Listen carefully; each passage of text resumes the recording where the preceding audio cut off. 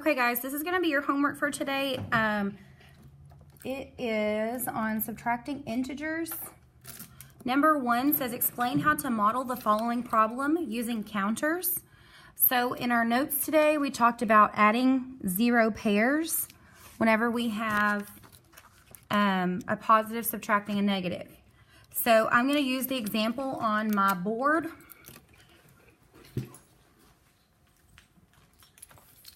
I'm going to do 4 minus 7 instead of 5 minus 8. And I'm going to show you what it should look like. So if I have 4 minus 7, and I'm going to use my counters, I have 4 positive.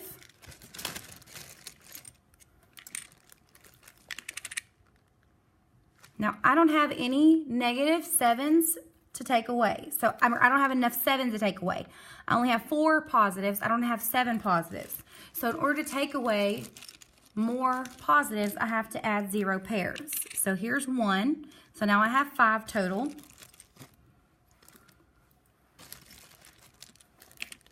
There's 2, another 0 pair. And then there's my third 0 pairs. Now I have 1, 2, 3, 4, 5, 6, 7 positives that I can take away. So this is 4 minus 7 positives. So I'm going to take away my 7 positives. And I'm left with negative 3. So if you would like, you can either write that out or you can just draw the model on there. I'll take that as well. But this, on your problem on number 1, you're going to be doing 5 minus 8. So it'd be similar to this, where you have 5, then you have to add some 0 pairs until you have enough of the 8 positives to take it away. Number 2 says use the number line to find the difference. You are going to start at the first number that they give you.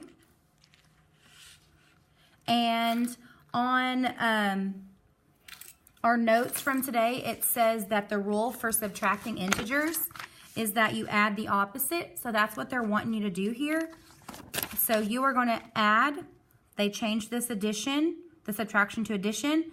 Then the opposite of positive 5, they want you to put that here. And then they want you to tell me what the answer is. So this is the original problem. This is add the opposite.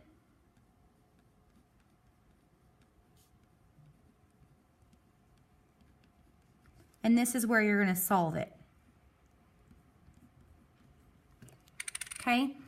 And then in order to do that on the number line, this is where you're going to start at. This is where you're going to use the number line. So you're going to start at negative 4, then add 5, whatever the 5 is. Positives or negatives, whatever the opposite of positive is. And you're going to go, if it's negative, you're going to go to the left.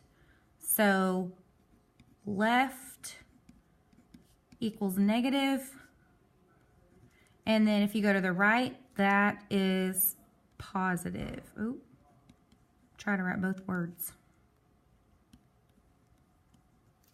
Okay.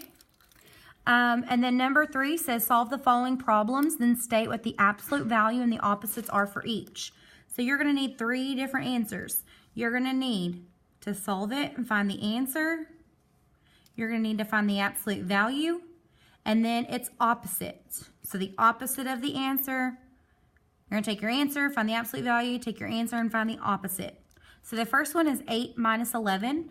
You can either do the counters if that works for you, or you can just do add the opposite, which is the rule for subtracting integers. So I'm gonna do add the opposite.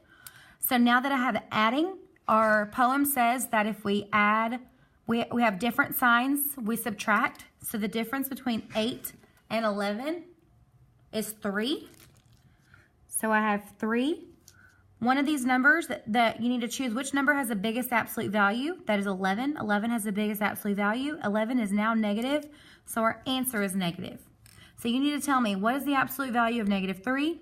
Then tell me what the opposite of negative 3 is. And you're going to do that for each one of those problems.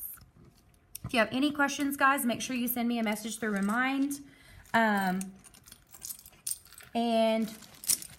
I think that's it. Have a great evening, guys. Bye.